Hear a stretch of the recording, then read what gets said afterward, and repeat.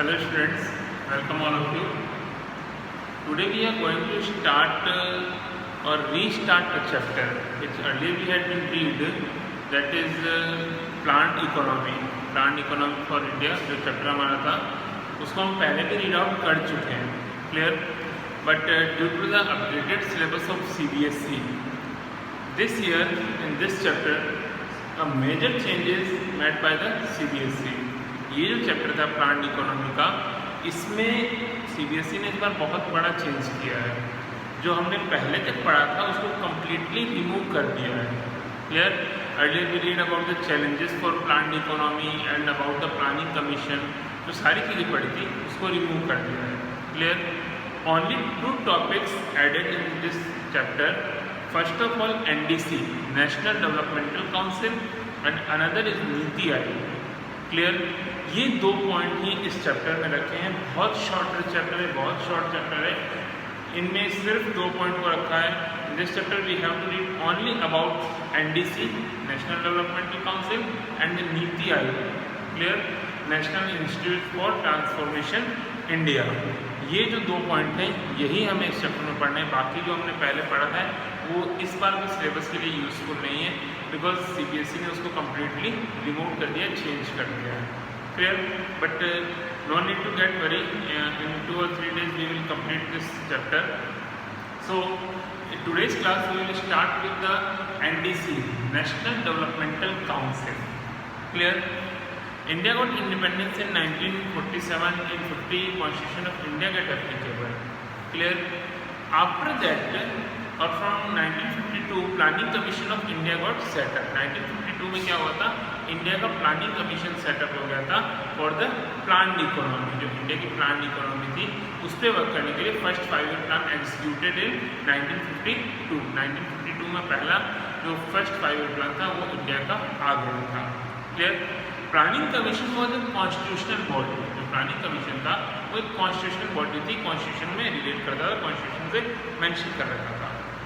But a new institution also got set up that time, or in August 1952, that name National Developmental Council. अगस्त 1952 में एक और institution establish किया गया था जिसका नाम था national developmental council.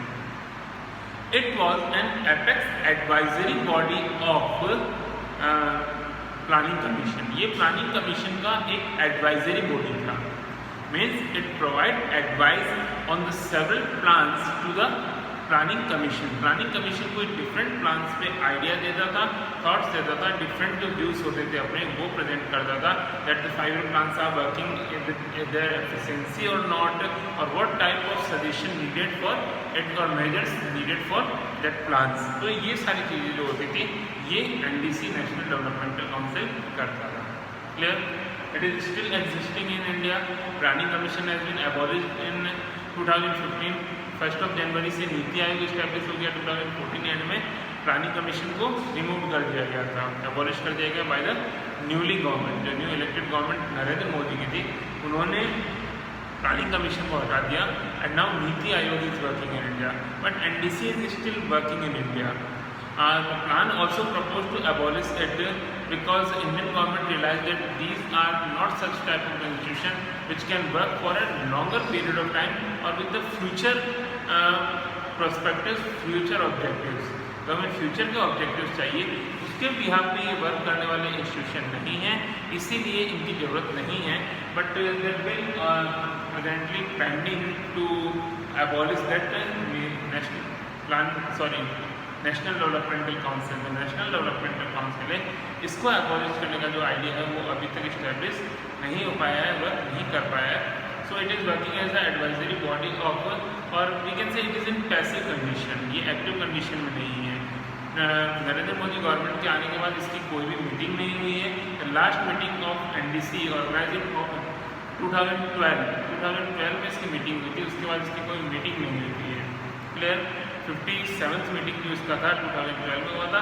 58th is still propose, अभी तक प्रपोज नहीं हुआ है, because Narendra Modi government is working with the help of Niti Aayog. So there is no need of NDC. So at present it is in passive condition, ये कोई work नहीं कर रहा है, ऐसे ही कहते हैं. But we have to read it because this is in our syllabus. So first of all will read about it composition. जो सबसे पहले हम इसका पढ़ेंगे वो कॉम्पोजिशन मीन्स एक टीम को मिलाकर बनता है। Clear? First of all prime minister of India who is also chairman of it. जो प्राइम मिनिस्टर होगा वो इसका क्या होगा? चेयरमैन होगा। Clear? After that chief ministers of all the Indian states, जितने भी इंडियन स्टेट्स हैं उनके chief ministers. Clear? Administrators of the UT, union territory से होती है, उनके एडमिनिस्ट्रेटर। अभी आता है एडमिनिस्ट्रेटर क्या होते हैं। In the union territories there is no post of chief minister and governor. जो यूनियन टेरिटरीज होती है इसमें चीफ मिनिस्टर और गवर्नर नहीं होता। Only 3 union territories in India, Delhi, Pondicherry and the Kashmir now, Jammu Kashmir अब जो हो गया है। इनमें ओनली जो होता है वो चीफ मिनिस्टर होता है, बिकॉज असेंबली होती है। अदरवाइज बाकी में लेफ्टिनेंट गवर्नर होता है, that is administrator. Most states में गवर्नर होता है, बट यूनियन टेरिटरीज में लेफ्टिनेंट गवर्नर होता है। दिल्ली में भी जो है वो लेफ्टिनेंट गवर्नर है, Anil Baijal at present. Clear? So administrator of the UTs means lieutenant governor जो होते हैं वो एडमिनिस्ट्रेटर होते हैं। Clear? So, administrator of UP, all cabinet ministers. There are 3 types of minister: cabinet minister, state minister और state minister independent chart. So, जो cabinet minister होंगे, जो बड़े डिपार्टमेंट्स को होल्ड करते हैं, these ministers, members of the planning commission. पहले planning commission exist करता था नीति आयोग से पहले। So, all the members, इनके अलावा जो भी मेंबर्स प्लानिंग कमीशन में थे वो सारे इसके भी पार्ट होते थे। Clear? There was one vice chairman, president prime minister के साथ साथ एक वाइस चेयरमैन भी होता था जिसको प्राइम मिनिस्टर अपॉइंट करता था। क्लियर? वो इसमें ही वर्क करता था। It was surprising element generally president regarded it's chairman, but during the Congress rule, जब कांग्रेस का रूल था, सोनिया गांधी वॉज इस प्रेसिडेंट। जो सोनिया गांधी थी वो इसकी प्रेसिडेंट थी। Clear? So because it was not a constitution body, ये कॉन्स्टिट्यूशन से रिलेट नहीं करता है कि जिसपे ऑब्जेक्शन किया जा सके। लाइक प्लानिंग कमीशन या नीति आयोग के चेयरमैन कोई बीजेपी या कांग्रेस पार्टी का लीडर नहीं बन सकता है, but NDC was not a constitutional structural body, ये कॉन्स्टिट्यूशन के बिहाफ पे नहीं बना था। Clear? Sonia Gandhi was chairman of it. Clear? After that we will read about the objectives of it. इसके ऑब्जेक्टिव क्या है, ये किस बिहाफ पे डेवलपमेंट किया गया था। Clear? As I told you that the NDC और national developmental council was an advisory institution और advisory body of planning commission.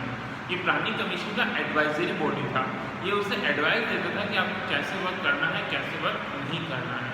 So objective also to stand the national plan.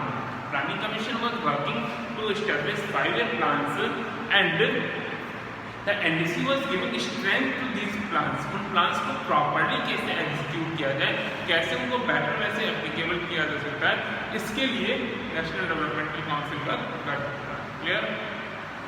After that to promote economic policy in vital sphere. In earlier in that chapter, plan economy वाले chapter में हमने पढ़ा था, and economy और planning needed to access all the section of the society. किसी भी country का economy जो होता है, जो प्लान्ड इकोनॉमी है, वो डेवलप कब हो सकता है जब उस सोसाइटी के सारे सेक्शंस को और एक बड़े लेवल पे वर्क करता हो। मीन्स सबको एक्सेस करना चाहिए, ऐसा नहीं कि रिचर सेक्शन तक लिमिटेड हो गया या पुअर सेक्शन तक लिमिटेड हो गया। सो प्रमोट इकोनॉमिक प्लान्स, आपके जो इकोनॉमिक प्लान्स है एट द वाइटल स्पेयर, बड़े लेवल पे आप उस पर वर्क करोगे। क्लियर? कितने ज़्यादा पर्सन्स को आप एक्सेस कर पा रहे हो, उन तक पहुँच पा रहे हैं आपके प्लान्स, इसके लिए NDC वर्क करता है। Clear? After that, to ensure balanced and rapid development, balanced development. That again, development access to the all the section, balance होना चाहिए। There should be balance between the private industries and the government industries। दोनों industries है, public private में, दोनों में एक balance होना चाहिए। रिचर सेक्शन, पुअर सेक्शन में बैलेंस होना चाहिए। And the rapid industrialization, which means industrialization work in a with the rapid growth और continuously। ऐसा नहीं कि एक बार आपने डेवलपमेंट किया उसके बाद स्टिल हो गए, कंटिन्यूस डेवलपमेंट होना चाहिए। क्लियर? सो NDC और national developmental council was having such type of objectives, ये इसके ऑब्जेक्टिव्स होते थे। Clear? There were some functions of also the NDC के कुछ फंक्शंस भी होते थे, like first of all that prescribe guidance for the national plans, that the 5-year plans applicable by the planning commission 5-year plan को applicable करता था. So prescribe the guidance, इसको guidance देता था because it was an advisory body, ये एक advisory body था. So ये उसको guidance देता था कि आप किस behalf में हमें गवर्नमेंट को 5-year plans को applicable करना चाहिए. Clear? Consider national plans formulated by the planning commission at present NITI Aayog, अभी नीति आयोग है.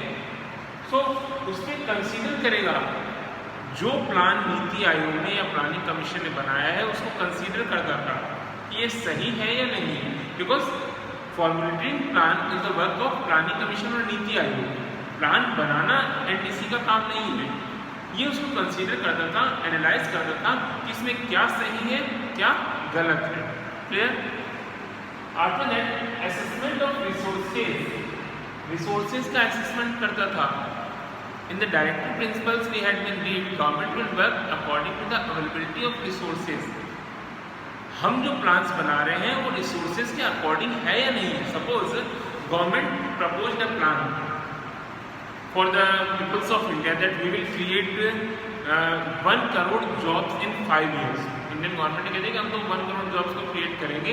5-year plans का एक objective decide कर दिया.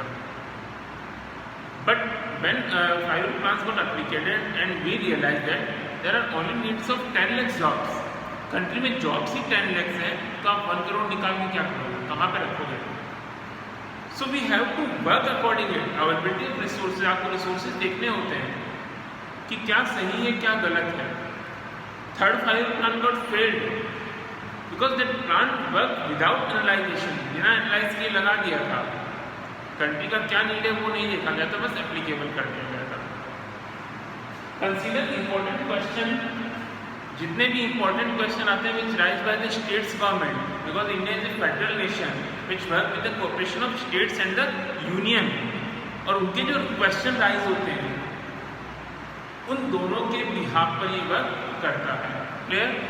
After that to review the working plans, जो हमने प्लान एप्लीकेबल कर दिया है, after that it reviewed that the plan is successful or not. जो प्लान एप्लीकेबल हो जाते थे ये उनको बताता था कि ये प्लान सक्सेसफुल है या नहीं है. Clear? After that recommended method to the development of country को कैसे डेवलप किया जाए, इसके लिए ये काफ़ी सारे ऑप्शन बताता था, मेजर्स बताता था गवर्नमेंट को. Clear? So it was all about NDC, National Developmental Council, but as I told you that at present it is in passive condition. The last meeting organized in 2012 because Narendra Modi government is working that working or want to work with such type of institution which work for a longer period of time. Narendra Modi government का objective है कि 5-year plan successful नहीं है, हमें ऐसा plan चाहिए कि future बड़े लंबे टाइम तक वर्क कर सके. So they abolished planning commission and established NITI Aayog and NDC is in passive condition. ये वर्क कर ही नहीं रहा है, बस establish है and इसका कोई वैल्यू नहीं. Clear? In the next class we will read about the NITI Aayog, National Institute for Transforming India, जो हमारा नीति आयोग है हम उसको read out. Clear? Thank you student.